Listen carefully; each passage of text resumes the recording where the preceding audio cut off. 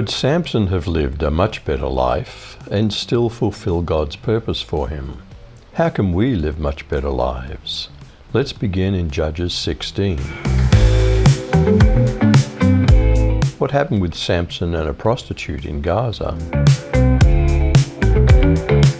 Sometime later, Samson went to Gaza, saw a prostitute there, and went in to have sex with her. When the Gazites were informed, "Samson has come here," they surrounded him, intending to lay in wait for him at the city gate throughout the entire night. They kept quiet all night, telling each other, "At first light, let's kill him." Meanwhile, Samson had sex until midnight. Then at midnight he got up, grabbed the doors, the 2 doorposts, and the bars of the city gate, and uprooted them. He put them on his shoulders and carried them to the top of the mountain opposite Hebron. Did Samson fall in love again, and did she also betray him? And it came to pass afterward that he loved a woman in the valley of Sorek, whose name was Delilah.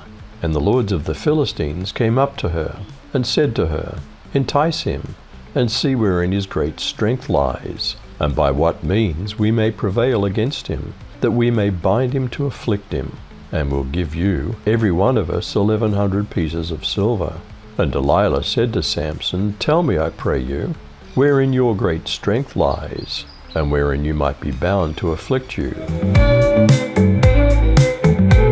Did Delilah's first trap work, or did Samson lie to her? Samson said to her, "If they bind me with 7 fresh cords that have not been dried, then I'll become weak and be like any other man." Then the lords of the Philistines brought up to her 7 fresh cords that had not been dried, and she bound him with them. Now she had men lying in wait, sitting in an inner room. And she said to him, "The Philistines are upon you, Samson." But he snapped the cords, as a string of tinder snaps when it touches fire. So his strength was still not known. Did Delilah set a second trap for Samson, and did he lie again? Then Delilah said to Samson, "Behold, you've toyed with me and told me lies. Now please tell me how you may be bound." Then he said to her, "If they bind me tightly with new ropes, which have not been used, then I'll become weak and be like any other man." So Delilah took new ropes and bound him with them, and said to him, "The Philistines are upon you, Samson." For the men in the ambush were waiting in the inner room. But he tore the ropes from his arms like thread. Did Delilah set a third trap for Samson, and did he lie yet once more? Delilah then said to Samson, "All this time you've been making a fool of me and lying to me. Tell me how you can be tied." He replied, "If you weave the 7 braids of my head into the fabric on the loom and tighten it with the pin, I'll become as weak as any other man." So while he was sleeping, Delilah took the 7 braids of his head, wove them into the fabric, and tightened it with the pin. And she called to him, "Samson, the Philistines are upon you." He awoke from his sleep and pulled up the pin and the loom with the fabric. Did Delilah finally get Samson to reveal the secret of his strength? Then she said to him, "How can you say I love you when your heart's not with me? You've mocked me these 3 times, and have not told me where your great strength lies." And it came to pass, when she pestered him daily with her words, and pressed him, so that his soul was vexed to death, that he told her all his heart, and said to her, "No razor has ever come upon my head, for I've been a Nazirite to God from my mother's womb. If I'm shaven, then my strength will leave me, and I shall become weak and be like any other man." Did the Philistine rulers finally capture Samson and enslave him? Delilah realized he'd finally told her the truth, so she sent for the Philistine rulers. "Come back one more time," she said, "for he's finally told me his secret." So the Philistine rulers returned with the money in their hands. Delilah lulled Samson to sleep with his head in her lap, and then she called in a man to shave off the 7 locks of his hair. In this way she began to bring him down, and his strength left him. And she cried out, "Samson, the Philistines have come to capture you." When he woke up, he thought, "I'll do as before and shake myself free." But he didn't realize the Lord had left him. So the Philistines captured him and gouged out his eyes. They took him to Gaza, where he was bound with bronze chains and forced to grind grain in the prison. Did Samson's hair begin to grow back, and did he know that his strength was returning? However, the hair of his head began to grow again after he was shaved.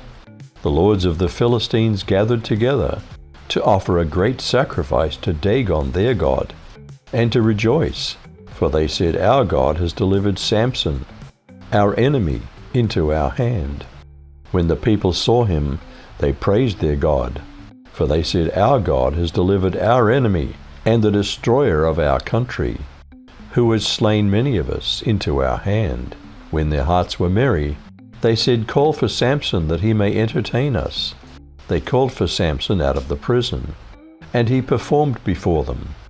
They set him between the pillars, and Samson said to the boy who held him by the hand, "Allow me to feel the pillars on which the house rests, that I may lean on them."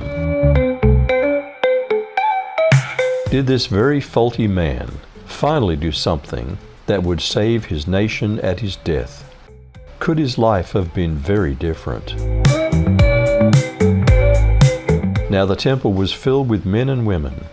All the rulers of the Philistines were there, and about 3,000 more men and women were on the roof watching as Samson performed.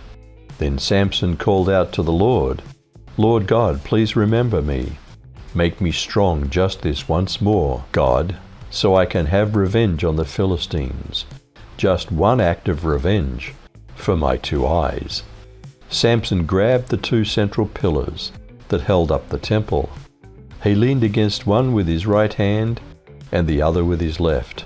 And Samson said, "Let me die with the Philistines." He strained with all his might, and the temple collapsed on the rulers and all the people who were in it. So it turned out that he killed more people in his death than he did during his life. His brothers and his father's entire household traveled down, carried him back up, and buried him between Zorah and Eshtaol, in the tomb of his father Manoah. He had led Israel for 20 years. What kind of approach would have really helped Samson make better decisions? If any of you need wisdom, you should ask God, and it'll be given to you. God's generous and won't correct you for asking. What way of life would help us all to make better decisions? Don't be conformed to this world, but be transformed by the renewal of your mind, that by testing you may discern what is the will of God, what is good and acceptable and perfect. Could Samson have lived a much better life and still fulfill God's purpose for him? How can we live much better lives? You decide.